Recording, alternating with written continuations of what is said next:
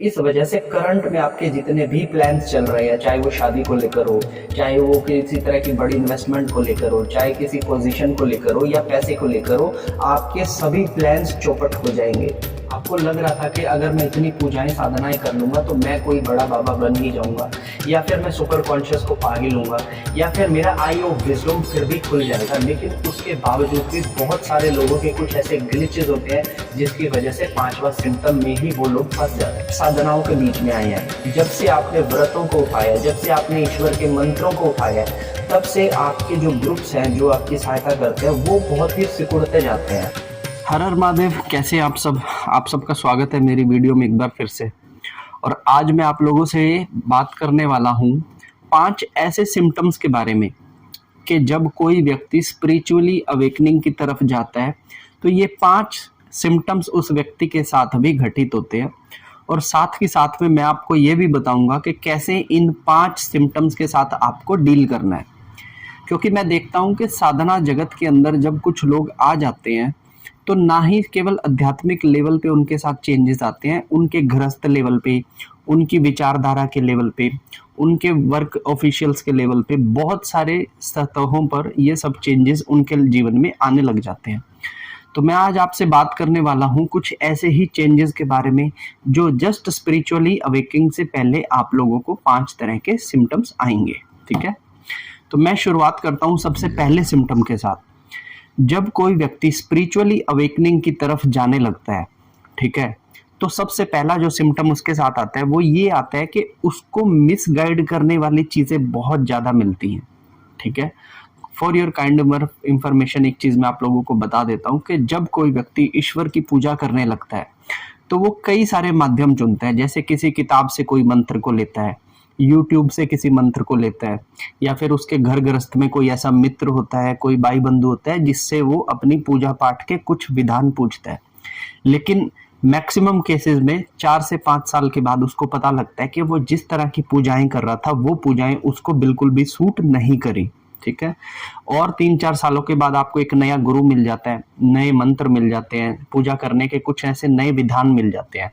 अब यहाँ पर बहुत सारे जो साधक होते हैं, 80% साधक जो होते हैं वो यहीं पर ही मात खा जाते हैं कि हमें कोई मंत्र मिल जाए, कोई शुरू में गुरु मिल जाए और वो गुरु वो मंत्र उनको सूट ही नहीं करता, जिसकी वजह से उनको जो एक्सपेक्टेशन थी पूजा पाठ से कि मुझे पूजा पाठ करके मेरा तो ये हो जाना चाहिए था, मेरी जो दृष्टि खुल जानी चाहिए थी, मेरा ये खुल जाना था, ये था, तो नतीजा ये निकलता है कि कुछ भी उनका नहीं होता। ठीक है, ना तो उनकी दृष्टि खुलती है, ना उनके मूलाधार में कोई एक्टिवेशन होती है, और जितनी भी नॉलेज से वो जिस भी तरह की पूजा कर रहे थे उससे उनको कुछ फायदा नहीं होता है। तो स्पिरिचुअली अवेकनिंग का सबसे पहला रूल ही यही है कि वो आपको तोड़ कर रख देती है।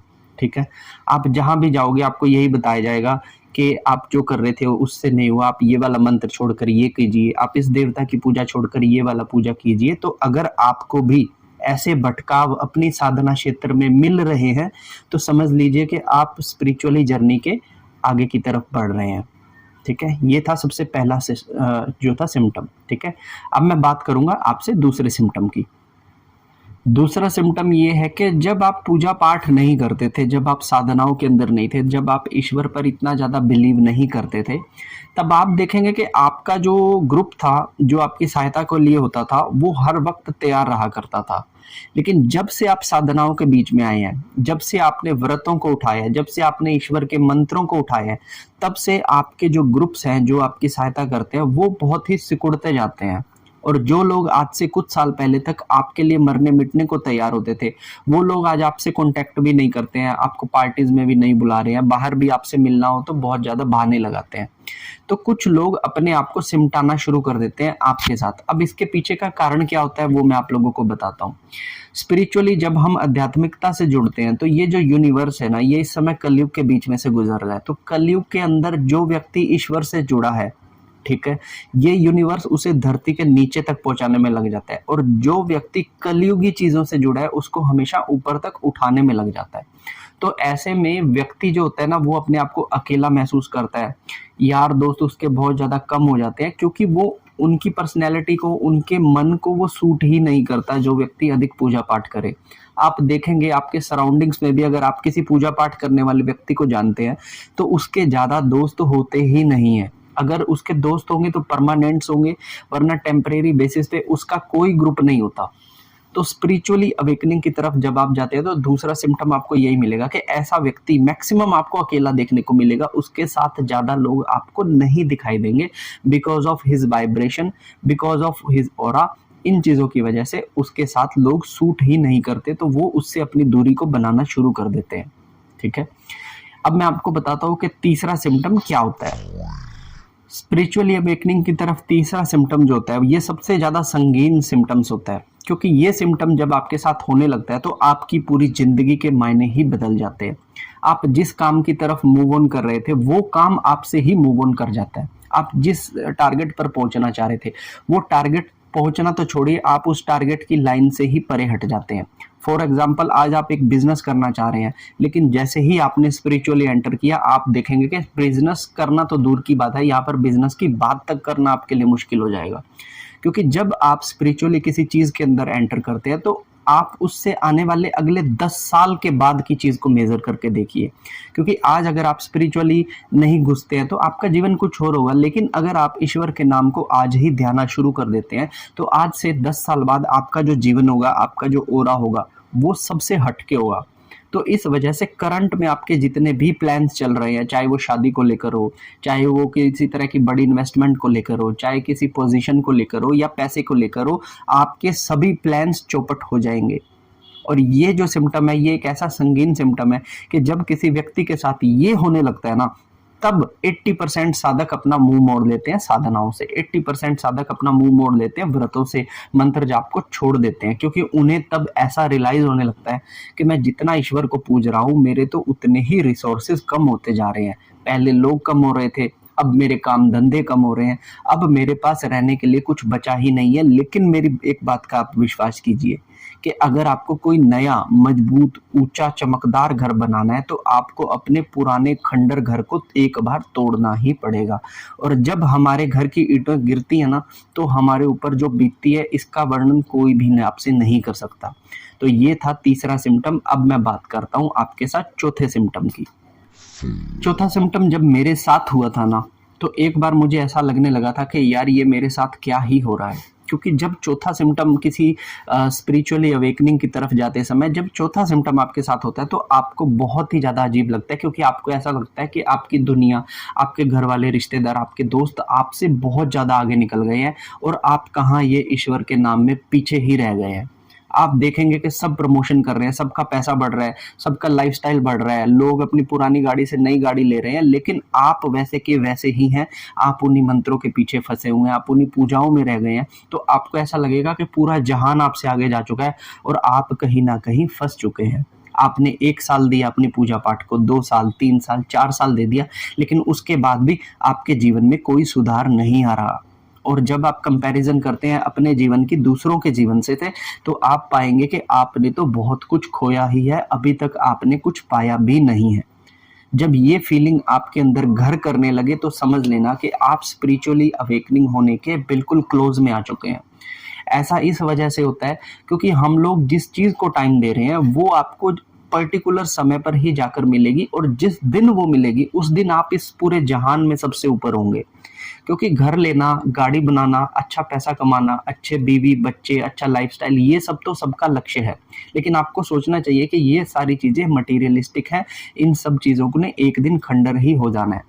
तो रियलिटी के अंदर जो सुख है वो हमारे मेंटल लेवल पर है, ठीक है ना। हम स्पिरिचुअली जब अपनी सुपर कॉन्शियस के अंदर पहुंच जाते हैं ना तो हम समझते हैं इस दुनिया की हर एक चीज़ की वैल्यू को, उसके बैकग्राउंड को। आपके रिश्ते हैं तो उनकी वैल्यूज़ क्या है, आपके रिश्तों का बैकग्राउंड क्या है, आपको माता पिता जो मिले वो ऐसे क्यों मिले, खराब भी तो मिल सकते थे।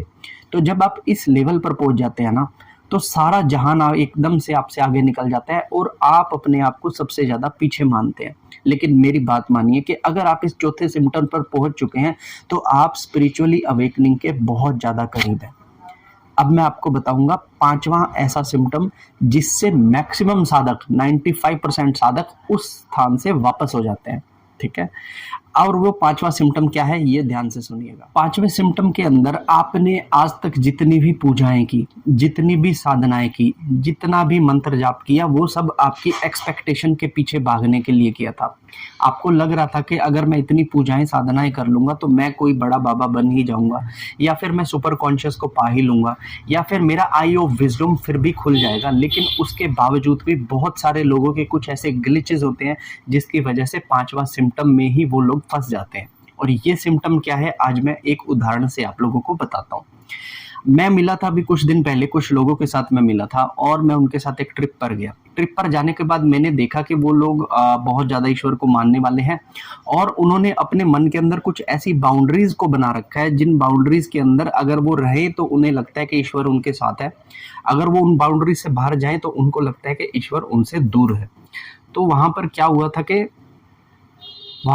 था कि मैंने उन लोगों को बहुत ज़्यादा समझाने की कोशिश की। मैंने उन्हें समझाया कि आप इस तरीके से ना कीजिए, आप दूसरी तरह जो आपने बाउंड्रीज बना रखी है, इन बाउंड्रीज को आप तोड़िए, क्योंकि इन बाउंड्रीज के परे भी आपको चीज़ें मिलेंगी। तो इसको बोलते हैं आई ऑफ विजडम। स्वतंत्रता क्या है, ईश्वर की प्राप्ति क्या है, आपको ये अंदर से अनुभव करना पड़ेगा। आप जिन चीज़ों से आज घृणा कर रहे हैं, ये घृणात्मक चीज़ें भी तो ईश्वर ने ही रचना की है। इसको बोलते हैं कि अपने आप को सब में देखना और सबको अपने आप में देखना। ये हमारी स्पिरिचुअल अवेकनिंग का पांचवा सिम्टम है। जब मैंने इस सिम्टम्स की तरफ पहुंचना चाहा तो मेरे लिए ये दुनिया बहुत ज़्यादा कॉम्प्लिकेटेड हो चुकी थी। मैं देखता था कि सब लोग, जितनी भी आत्माएं इस धरती पर हैं, बिल्ली है, कुत्ता है, कीड़ी है, उन सब में मैं अपने आप को देखने लगा और अपने आप में मैं उन सब की आत्माओं को देखता था। जब मैं किसी जानवर की तरफ देखता था तो मैं यही सोचता था कि ये जानवर की जो आत्मा है ये भी किसी समय पर इंसान ही रही होगी। या फिर आज की डेट में मेरे जो शत्रु हैं, जब मैं उनको देखता हूँ तो मैं ये सोचता हूँ कि यार इनके ऊपर कितना ज़्यादा माया का पर्दा है, ये और मैं तो एक ही चीज़ है, लेकिन मेरी बुद्धि किस दिशा में चल रही है, लेकिन उसकी बुद्धि किस दिशा में चल रही है। तो हमारा ये जो आई ऑफ विजडम है, हमारी जो सोच है, स्वतंत्रता की सोच है, इसको अपनाना हर किसी के बस की बात नहीं है। आप लोग सात्विकता, तामसिकता, राजसिकता के अंदर ही खत्म हो जाते हैं, लेकिन बियॉन्ड द बाउंड्रीज जाके ही आपको ईश्वर की प्राप्ति होगी, ईश्वर के तत्वों की प्राप्ति होगी। तो ये जो विजडम है ये आपके मन में पनपने लगता है जब आप पांचवें सिम्टम लेना शुरू कर देते हैं। तो ये पांचवा सिम्टम बहुत ही कम लोगों को या फिर बहुत ही सालों के बाद आप लोगों को मिलता है, परंतु प्रभु की कृपा से मुझे बहुत ही जल्द 3-4 सालों के अंदर ये पांचवा सिम्टम अपने अंदर देखने को मिल गया। इसीलिए मैं लोगों को बोलता हूँ कि आप लोग अपने आप को बाउंड्रीज में मत बांटो। इस दुनिया के अंदर जो राक्षस भी है ना, राक्षस भी है, जो दुनिया को खत्म करने वाले राक्षस भी है, उनकी उत्पत्ति भी ईश्वर ने ही करी है, ये आपको समझना पड़ेगा। This universe is a no more than a game. ठीक है, ईश्वर के लिए एक खेल के समान है और उसने ऐसे यूनिवर्स जैसे ना जाने कितने और यूनिवर्स को बना रखा है। तो जो आपकी सोच है, जो आपका सोचने का क्राइटेरिया है, या फिर जो आपने बाउंड्रीज बना रखे हैं, ये बाउंड्रीज खत्म हो जाती हैं आपकी उस सोच पर, लेकिन ईश्वर आपको उन बाउंड्रीज से भी परे जाकर मिलेगा। तो ये थे 5 सिम्टम जो आपकी लाइफ में अगर आने लग जाएं तो आप समझ लीजिएगा कि आप स्पिरिचुअली अवेकनिंग की तरफ जा रहे हैं। और अगर ये 5 सिम्टम्स आपको नहीं मिलते तो आप कभी भी आई ऑफ विजडम को नहीं फील कर पाएंगे, आप कभी भी माइंडफुलनेस को फील नहीं कर पाएंगे, आप कभी भी सुपर कॉन्शियस में नहीं पहुंच पाएंगे। और जब तक आप इन चीज़ों में नहीं पहुंच पाएंगे तब तक आप जज नहीं कर पाएंगे, तब तक आप उन चीज़ों का डिस्क्लेमर नहीं दे पाएंगे, तब तक आप असली चीज़ को, ईश्वरीय तत्व को नहीं पा सकते। तो ये मैंने आज आपको सिम्टम बताए कि जब आप स्पिरिचुअली अवेकनिंग की तरफ जाते हैं तो ये 5 सिम्टम आपके साथ घटित होने लगते हैं।